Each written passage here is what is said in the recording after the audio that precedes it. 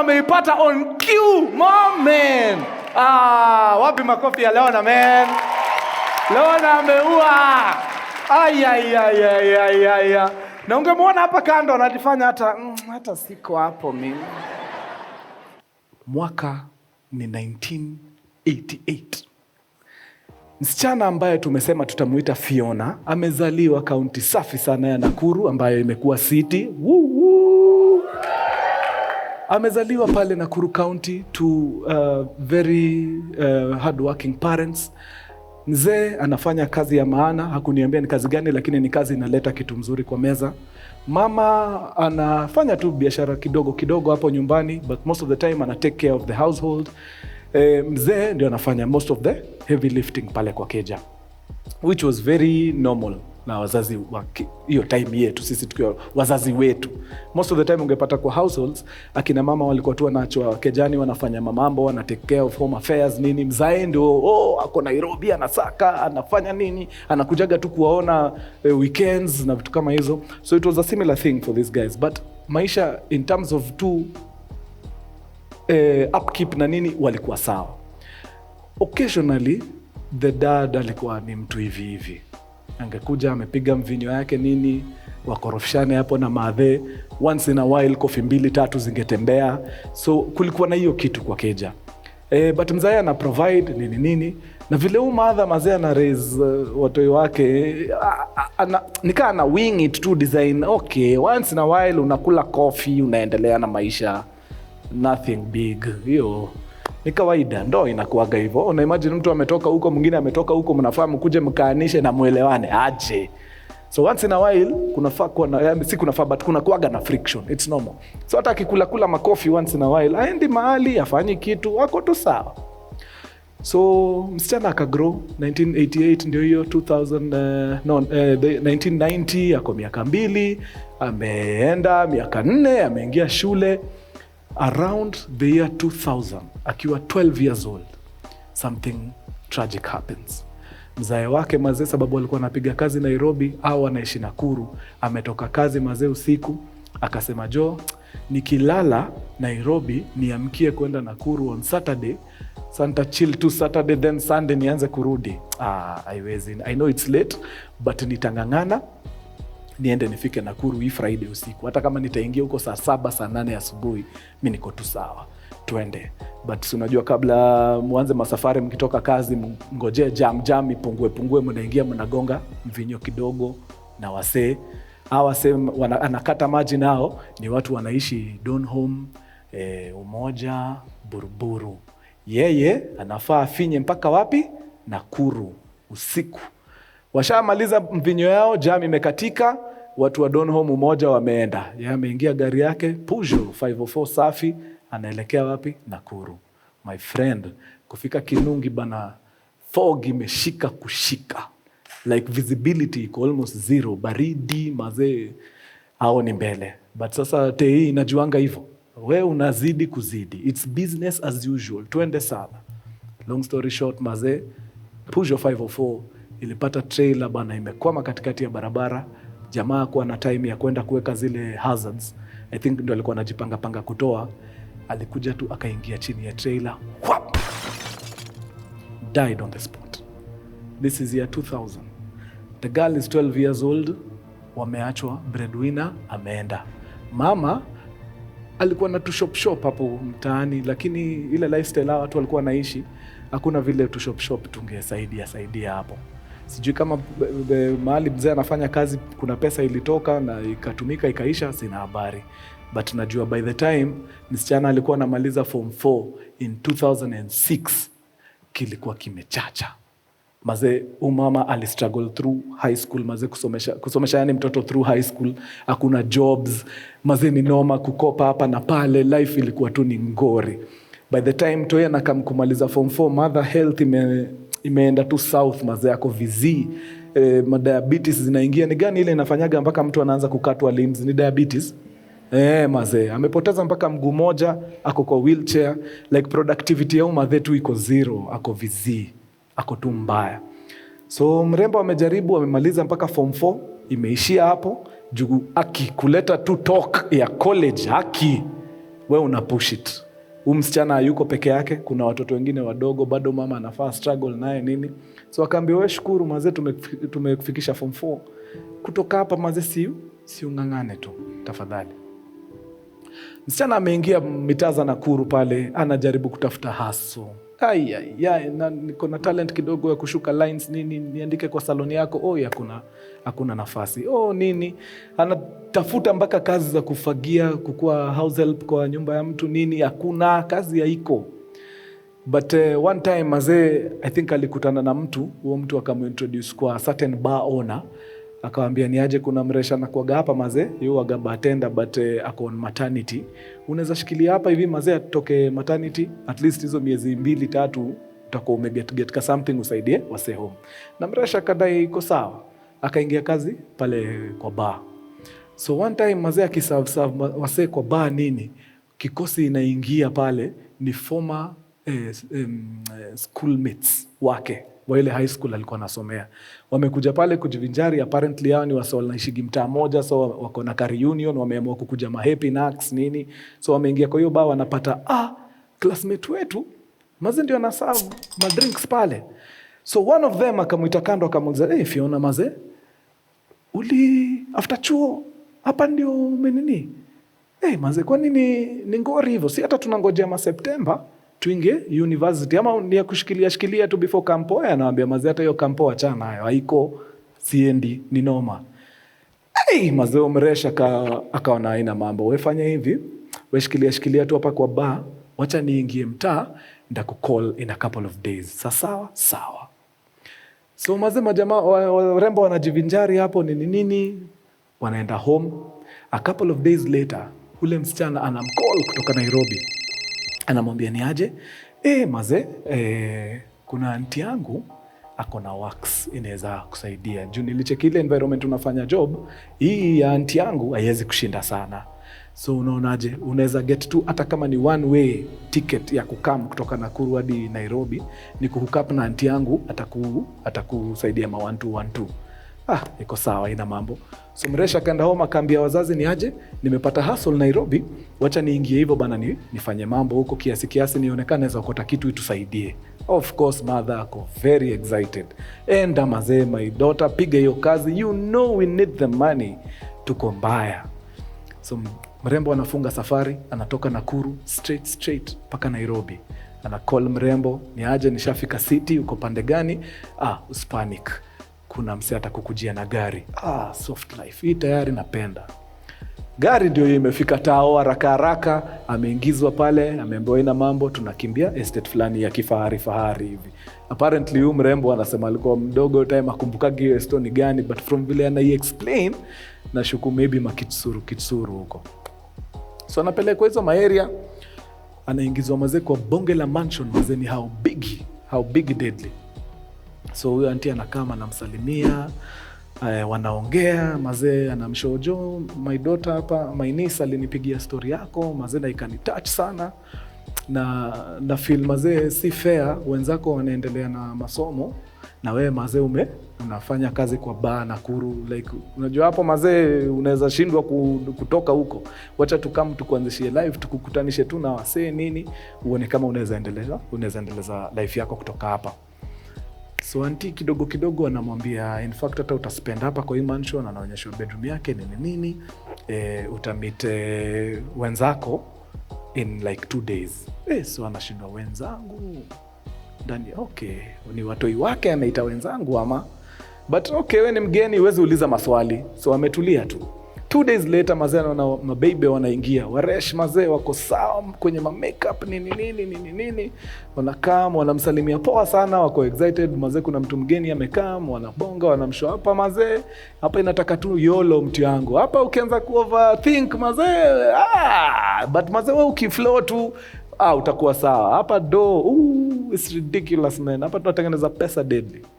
So mazee ndio mother anampeleka orientation, anamwambia sasa hapa mazee waga tunaiuza ka place ya massage nini, lakini ndume akikujia massage simwache aende hivyo. Hapana, kwa nini sasa? Kwani hana mahitaji? Wewe unajua vile kunaendaga bembeleze nini, massage kiisha bembeleze some more, uone wallet itatoka namna gani. So of course kitu inamshtua mazee, si world ame experience ni noma. So ali struggle sana the first days, but pole tu wenzake wanaifanya nini kidogo kidogo washaanza kwenda the whole way. Pesa inatoka nini, but sasa sheria huko ni pesa hailipagwi msichana, pesa inaendaga kwa madam ana distribute. So saa ingine hiyo system inakuaga okay, kuna kuaga na commissions kwa wale wase wenye wanakimbiza hii kitu sana, lakini hiyo story pia tulete tu alafu tugawiwe tena sisi wote, ati ndio huyu mwenye hajauza sana asaidike pia. Unaona pia so mimi nakimbia huku town alafu wewe juu kimbii, so tunakuchangia kwani. But ni sawa mazee, unajiambia hata mimi pengine naweza kuwa niko kwa hii position, hii situation, sawa haidhuru. So pesa inaendaga kwa madam anagawa. Kidogo anaanza kufinya, mademo anaanza kucomplain, lakini hapana, mbona do inaenda chini na clientele inaongezeka, hii kihesabu haitumeki sense. Washaanza kukua agitated. But deep down, Mresha hata akipiga hii shughuli, deep down ilikuwa inamsumbua deadly. Juu maze si yeye. Kuna vitu zingine unafanyaga tu juu Nairobi imekufikisha hapo, lakini deep down si yeye. Hapa ashashika mazee design ya kumassage. Sasa ile massage mzuri, wachana na hiyo aftercare. Ile massage mzuri hiyo anajua. So chini ya maji wakati yako off, anapiga malap mtaani kwa masalon, akienda kuulizani aje wase wakishave naweza kukua huo mreshwa wa kumassage nini na kupaka lotion, unasikia fiti, pia mambo ya makucha nini na kutengeneza, mimi niko na experience.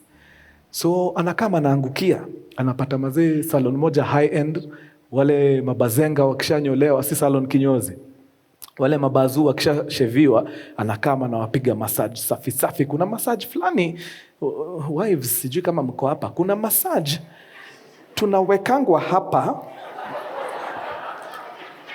unasikia ukweli hii ni pini ya Mpesa anataka kupeana. Yani ako sawa. So hiyo ameivia, na in fact mwenye salon anaona mpaka hata mabazu wakikam wana insist na kwani leo Fiona hayuko? Kumbe Fiona akona experience, akona tajriba. So ikakuwa ndo sawa. Kuna mjamaa Land Cruiser V8 pale nje, piga pinstripe suits tupu kama Charles Njonjo, avangi suti zingine pinstriped. Yeye anakujaga pale without fail every 2 weeks, without fail. Pigwa shave nini yani ako religious na hiyo kitu, mpaka akikuja apate Fiona hayuko, anauliza anarudi lini, ni reschedule nikuje. Anaambiwa kuja kesho utampata, leo ni off day. Mpaka imefika mahali wanapigiananga simu directly, ndio tusikuwe na hizi mablanda. Wanapigiananga directly, ni aje leo uko, kwa hivyo nisitoke kesho, kesho tuonane. Imefika wakati hapana. Hapana, utani massage hivi alafu niwache tu niende? Hapana. Kwani wewe uko na mzae ama? Hapana, mimi msichana mdogo najaribu tu kuishi Nairobi. Unaweza taka kufanya nini? Akadai okay, mi biz ndio kitu yangu. Sasa na feel nikaa shule kidogo. Siko sure kama niko na hiyo nguvu ya kurudi shule, juu inamaanisha nikirudi shule works kuna mahali sipigi 100%. So mimi mazee biashara nikipata, mimi nitakuwa niko sawa. Ambia madam akupatie off ya wiki moja, nitalipa hiyo wiki ambayo utakuwa. Come utulie tu, uniambie kila kitu unataka kufanya, nikuelewe. I need to understand you.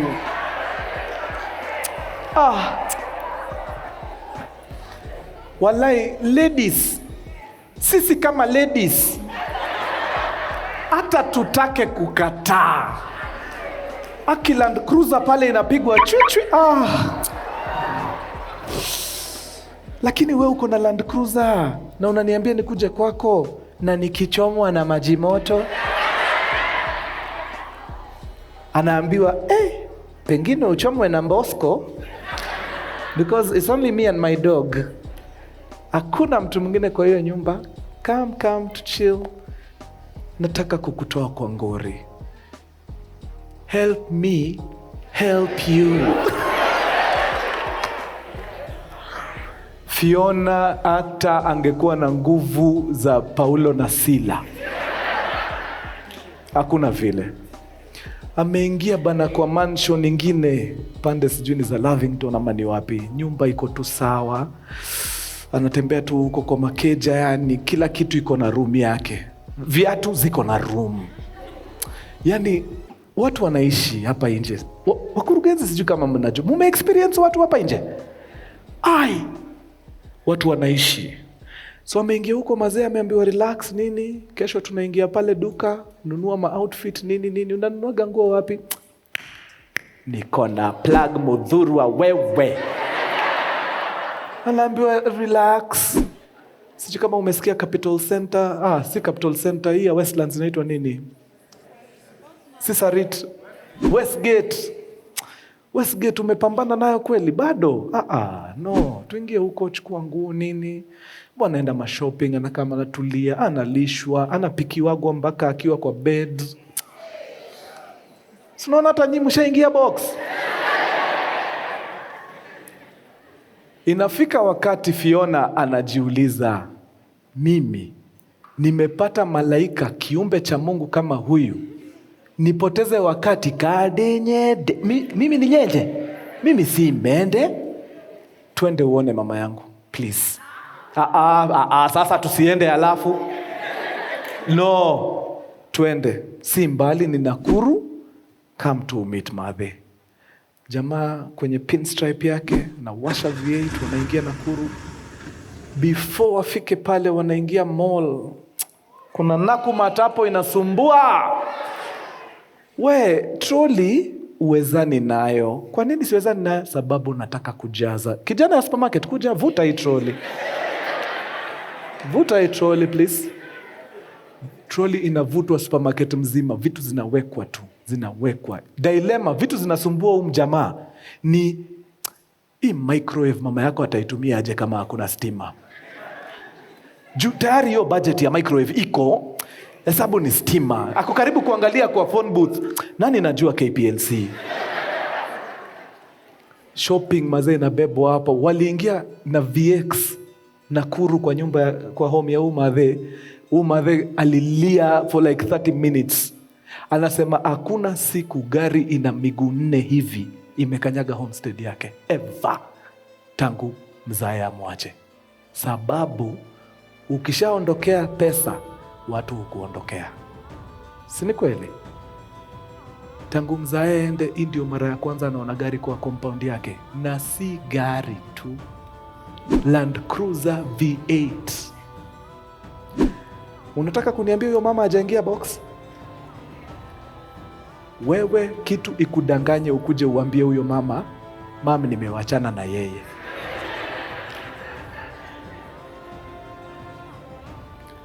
So jamaa na meet Mother, wana mpaka yani friends, maisha inawabamba, kila kitu iko fresh.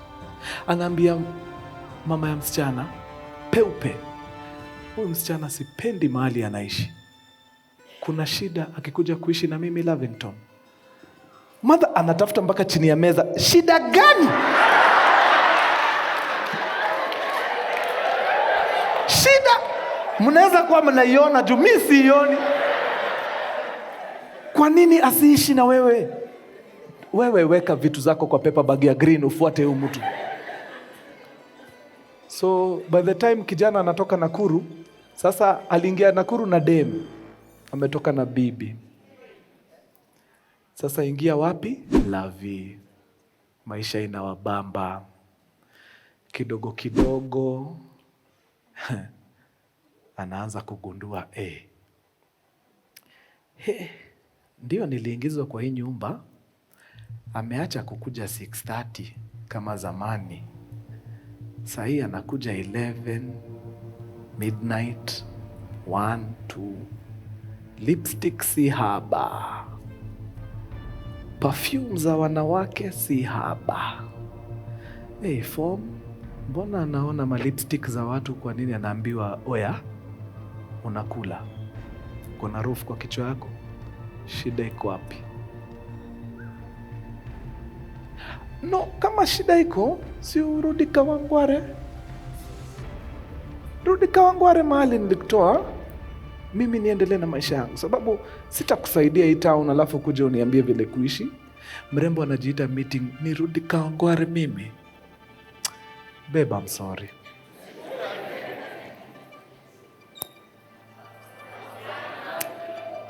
Makosa ni yangu. Haya, inafika wakati sasa kila kitu anafanya si right. Anakuja na serve chakula vizuri na huko nini?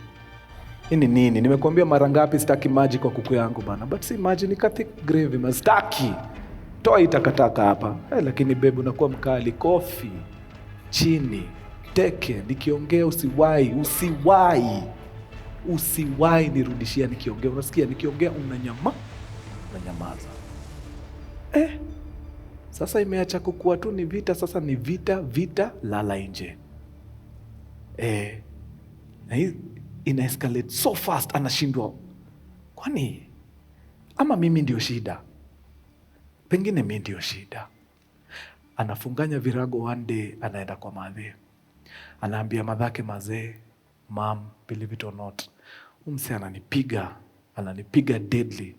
Juzi amenitandika ngumi ya macho, yani mimi nilikuwa sure ni hivyo, jicho imebaki kwa mkono yake juu, alinipiga sawa.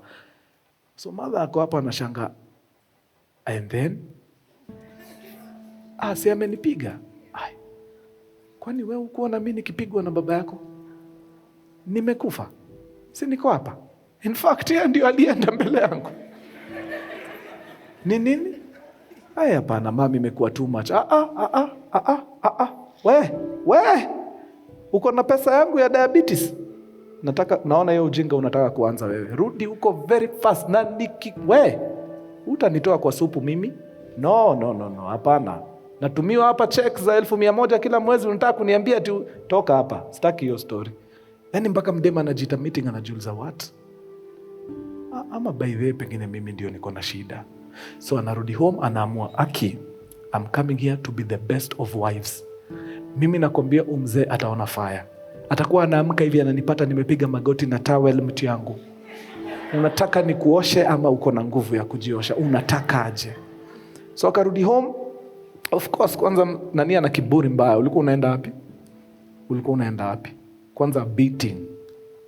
Sitaki hiyo ujinga. Ukae hapa. Na ile siku unatoka kwa mlango uende kama umeenda kabisa, unasikia? Mazemresha anajaribu kila kitu. Like ako na mpaka manual how being a good wife for dummies. Nothing. Sasa lipstick na maperfume kwa shati zinaanza kukua ndio the list of her worries. Wenye lipstick na wenye perfume wanaanza kuletwa. Wakiletwa, madam, please, kaa kwa guest bedroom tafadhali, nisikusikia hata ukipumua. Wacha tumalize biashara yetu, utarudi akienda. Kidogo waresh wanaletwa hapo, wanagundua kumbe kuna na mresh mwingine. Story wamepewa ni mresh mimi nilimalizana na yeye hataki kuenda. So nimempatia tu guest juu hakuna haja nirudishe mtu kwa streets. Nimempatia tu guest akaya hapo, ile time atapata nguvu ya kuishia ataishia. So madem wanakamna nini? Madharau. Kitu inadanganya msichana mmoja akuje alete madharau kwa bed. Huyu mtu tayari anasikia uchungu juu ya kufanya nini? Kulala kwa guest bedroom na matrimonial bed iko huko. Then mwenda wazimu anakuja na wazimu yake, anamfuata huko kwa guest bedroom kwenda kumuongezea chumvi kwa kidonda. Kofi ya mtu anakuru, wachana naye. Ushatandikwa kofi safi, unapata uko na marks za brown. Sasa unaelewa, ama hizi ndio zinakuanga kwa meno. Watu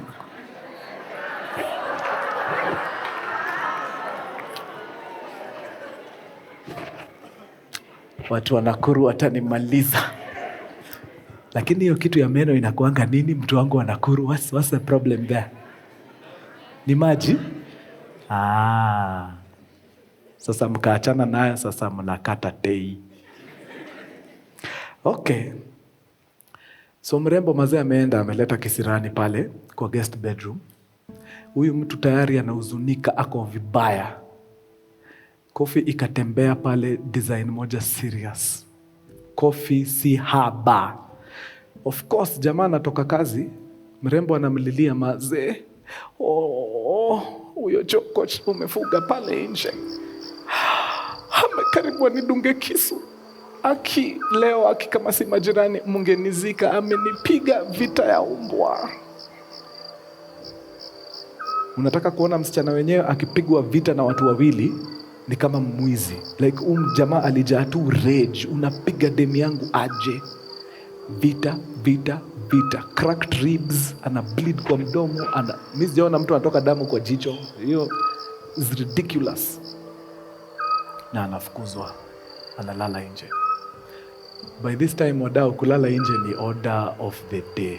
In fact, ananiambia before this night, sababu hii night ndio ilikuwa turning point. Juu hiyo kupigwa alipigwa. Before this night, alikuwa anachota madem, anawaleta kwa keja. Mademu wanadiscover kuna mresh mwingine amefugwa kwa room. Na hii story ya umse hayad up. Unataka kuniambia uko na mresh pale, ati umemweka tu juu unamsaidia? Kama demu wako na umenileta hapa, hiyo ni madharau, hiyo ni tabia mbaya. I'm out. Handbag. So, kitu huu fala alikuwa anafanya, akichota dem akam amtoke, anakam anarape huyu mwenye yuko. Iko siku jamaa dem amekataa, akaenda, umse akakam, akarape huyu, then akitoka akienda sijui jikoni ama ni wapi, akadiscover kuna some dust somewhere. So hawai kuoshwa, akarudi huko. Akamuuliza mbona huko osha keja? Kazi yako ni nini hapa? After shamrape, akamforce. Leo story imekuwa mzito. Akamforce aoshe keja na akamchuja. So alimaliza kuosha keja hivi na akatoka na blanketi akalala nje. So hii siku ingine yenye anapigwa kama mwizi na akatumwa nje, maumivu ya kuvunjwa mbavu na nini ndio ilikuwa hata si hiyo kulala nje. Kulala nje alikuwa amezoea. So ametumwa ako nje. Kuna hii kitu wa Kenya tunakuaga nayo. Mambo ya watu wawili wachana nayo. So mtu anapigwa huko anauliwa, lakini nyinyi mnajiambia watu wanajifunika duve moja, wachana nao. Gai na mtu anauliwa bana. So akakaa hapo nje na soja akajaribu akapiga simu nini, ambulance ikakam. But before ambulance ifike hapo, akiwa tu amekaa hapo nje, one of the neighbors akaingia. So unaona hii ni Lavini, mtaa ya kisource, ni mtaa ya watu wanajiweza. Mazee neighbor anaingia, ni usiku, ni madhe. Akaona dem ako hapo ana bleed, ako vibaya, akapark gari kwa barabara, akakam kwa soldier, akauliza ni nini mbaya? Akapatiwa story yote.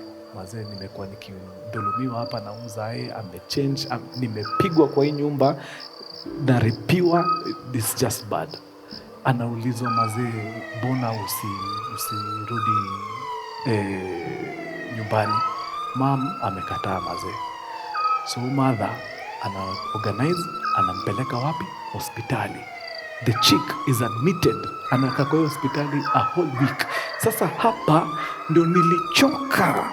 Ushaichoka mpaka unasikia kuambia mtu history yako ni kali, lakini wachana tu nayo. Wachana tu nayo.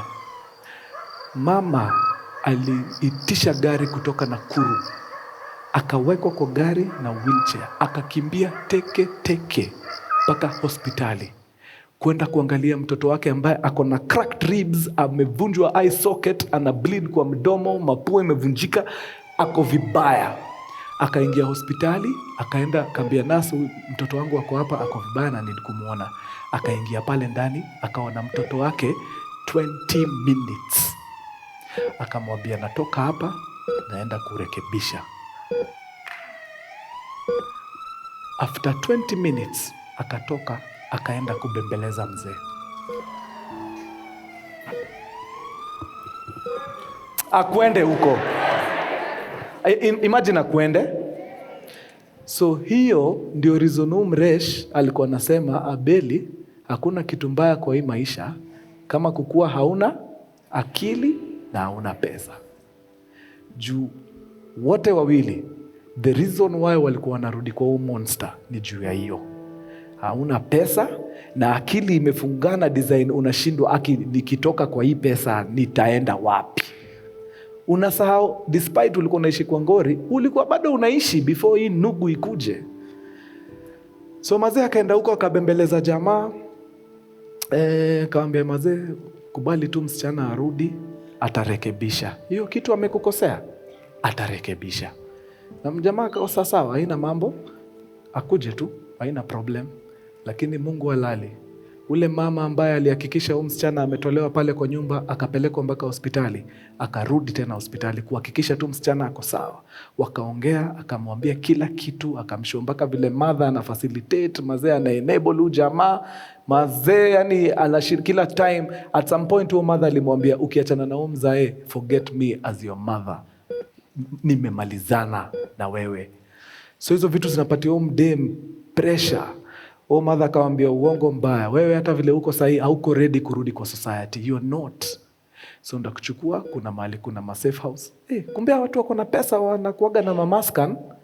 Huku chini kwetu unapigangwa unarudi kwenu. Wako na safe houses.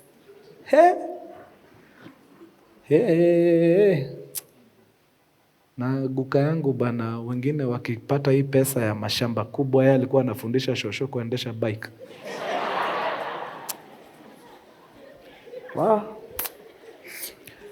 So mazee akapelekwa kwa safe house fulani, kwanza wakamrehabilitate, arudi fiti kwanza. Mother hiyo story ilimtouch, akamwambia niko na duka na uzaga electricals. Nataka uanze kazi. Immediately umepona, nataka uanze kazi kwangu. Here is your basic salary. Nitakulipia keja for the first 6 months. After those 6 months, hii salary yako inafaa kusustain. So akatolewa pale, akaingizwa kwa one of the shops za ama pale River Road, wakaanza kuuza electricals. Business was booming. Kenya construction ni hivi. Sidhani kuna time tushaipiga construction kama time ya Kibaki hadi sahi. Tunajenga. So weka unauza vitu za electricals nini, uko tu sawa. Before long, mdema kakama kaambia mother, mazee nimepiga kazi kwako for some time, nasikia fiti sana, nimekuwa nikisave. Mimi nataka, naomba tushikane tu mimi na wewe, tufungue branch nyingine pamoja, mimi ni run hiyo. Mother ikamtouch sana, akaona by the way unidema kona brains, na unidema mazee biashara ndio kitu yake jo. Akamwambia fanya hivi, mimi nitakupatia hiyo do. Okay, ni kama 1/2 ya nini yangu, but wewe ukinilipa tu, hata kama utanilipa over a period of 1 year, na kuachia full ownership ya hii kitu. And that's exactly what happened. Walienda wakafungua duka electricals Nakuru. No, 1 branch in Nairobi. Akakama kalipa huo mother, ikakuwa ni yake, ikagrow, amefungua branch nyingine Nakuru. I think ameenda mpaka LD, mambo yake tu iko sawa. Amekama ameanza kutengeneza do fiti, amekumbuka mali alitolewa. So anajua kuna wase wengine wamepitia ngori kama yeye maze. So amerudi tena, I think Naivasha au Nakuru, amefungua ka home. Katuna wasichana wenye wanapitia hizi mangori, anakurehabilitate for some time, unarudi kwa society.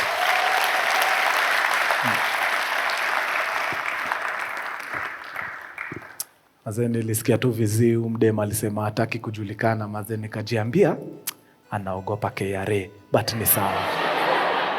Hata mimi nawaogopa mbaya, but she's doing beautiful things for the community. Maze alipitia struggle moja deadly, but hakukubali hiyo struggle imdefine. So sahi ameamua kukua solution, which is a beautiful thing maze. So unaweza kuwa unajua mtu wako hapo, wewe mwenyewe unaweza kuwa uko hapo, ama unaona telltale signs. Aki amenigonga coffee last week. Mami, daddy, sababu hata nyinyi mnakongwa. Unaona ni kama hatujui, mnatandikwa kwa hizi manyumba. Usikubali ifike mahali maisha yako inapotea sababu ya mtu. No. Hapana. So kile tu naweza omba tu kama a loyal citizen, number 1, economy ikiwa fiti, imagine kuna cases zitapungua. Most of hizi SGBV cases mnasikianga root cause, na pengine kuna watu watanivunja juu ya kusema hivi, but wacha tu niseme root cause ni poverty. Si ni kweli? Ukiona msichana anaenda anarepiwa na mtu wa bodaboda sababu alikuwa anatafuta tu pesa ya pads, hiyo ni poverty. Like uweka tu pesa kwa mkono ya huyo msichana, haezi kuwa na story mbili na mtu wa bodaboda ambazo hazi make sense. Poverty ndio kila kitu. Tunapigwa kwa hizi manyumba tuko sababu tukitoka tutakula nini? Poverty. Empower these people mazee. Like gava, wakati mazee gava iko pale, economy ya move juu tunaiba, sijui kama wanafikirianga vitu zingine kama hizi. Number 2, sionagi kama kuna ladies, sijui kama msha experience kitu, msee amekumolest ama amekuhandle vibaya, unaenda una report, swali ya kwanza unaulizwa ulimfanyia nini? Ama ulikuwa umevaa hivi? Like, naoni msee wa sheria, au ni mtu anafaa mazee hapo law ndio anakuuliza hivi, unashindwa kama karao ndio ananiuliza hivi, nani anafaa nisaidie? Kwa nini? Kwa hiyo training ya kiganjo, mbona tusiweke unit ya SGBV pale? Wakati unapigwa training, wakati unapigwa training yako huko ya kudeal na magasia, pia unajua pigwa training ya vile kudeal na victims. Mazee ukishapitia hizi vitu, utaki mtu anakuuliza ulimfanyia nini ndio. Nini ina warrant mazee uvunjwe ribs 4? Nini hiyo ina warrant uvunjwe ati ulimfanyia nini? Mazee it makes sense. I make sense. So wadau, sitakaa hapa ni wadanganya niwaambie hakuna policies in place.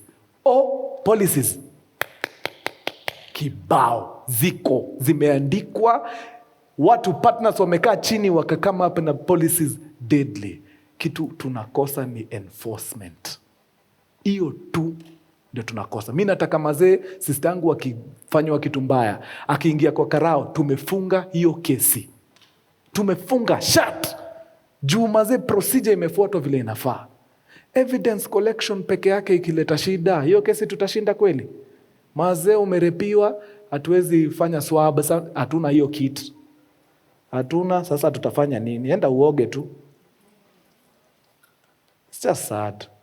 Na hizi si vitu zinafaa kwa zinatushinda in the 21st century, si ndio? Wacha niache kupreach sana. Unajua saa ingine ukiwa na mtoto msichana unaanzaga kujiweka maposition. Na mimi kitu naogopanga wadau ni jela. Sipendi jela. But nama nisikie. Nisikie. Woi. Na unajua mpaka huko tukiongea kwa masemina wanatuambiaga violence is not the solution. Hata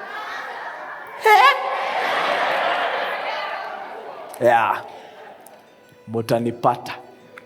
You will find me there. Wadau, kuna kitu naweza taka mazee msaidie. Kuna kitu tunafaa tusukume serikali wafanye hii kitu bana. Walikuja na mambo mzuri lakini wamelegea. So kuna mavitu naweza taka mjaze. Bimkuru, kwanza kuna kitu ulikuwa unifanyie pale kwa page. Kuna link ulikuwa uniweke. Ulishaweka? Uliweka link wacha nitafute hapa. So kuna hiyo link iko kwa bio yangu, mnaweza enda kwa hiyo bio, click on the link. Hii story actually ni ya ku-urge to leaders mazee wa deliver jo. Kuna some 12 action plans za walikuwa wameset ku end GBV. 12 action plans. Ziko safi, deadly, ni awesome. Lakini zimewekwa tu na kila mtu akakunja mkono. Unajua tuna come up na solutions fiti lakini hatu implement. But nyinyi mkiingia pale mchoche, sign hiyo petition, sainini hiyo petition. Wakiona wase 2 million wametuambia tufanye hii kitu, watasikia aibu na wataichangamkia. Sawa. So igeni kwa bio yangu, click on that link, sign hiyo petition teke. I think ni jina tu unaweka na kitu kama hiyo, send it, itasaidia. I think women have suffered enough. Some men have suffered enough. It's time we ended it. au sio? Maze si nyinyi wa true jo. Maze kuna vile nawapenda deadly. Nyinyi kuna ndege inaweza tutoshea twende Maldives. Nyinyi ni wa true maze. Bahamas. Tuingie Bahamas. Tukatike tu makalipso. Calypso. Itaweza. God bless sana maze, nyinyi wa true. First edition maze, live recording imekuwa wonderful, imekuwa marvelous. Pin drop silence wakati na tell story ina meaning a lot. Inamaanisha vitu zinatoka hapa maze zinakuwa absorbed. Hiyo kitu inanibamba deadly. So maze, juu ya kunipatia tu time yenu maze, God bless sana. Wale wako nyumbani, juu ya kukoma na mimi mpaka hii episode ikaisha, God wabariki sana. Kama kawa, kama dawa, kama imekubamba, you know what to do. Kuna Till inachezaga pale, inasaidia sana hii town. Cheza kama wewe. Mbaki salama, wale mnabaki. Nyinyi ambao mnaenda nyumbani, muwe na siku deadly, lakini msitoke kwanza. Kuna vitu 2-3 tutaongea, au sio? Na watambua sana. Nyinyi ni wa true. God bless sana. Kila kitu unashika, let it turn to gold, man. Because you deserve it.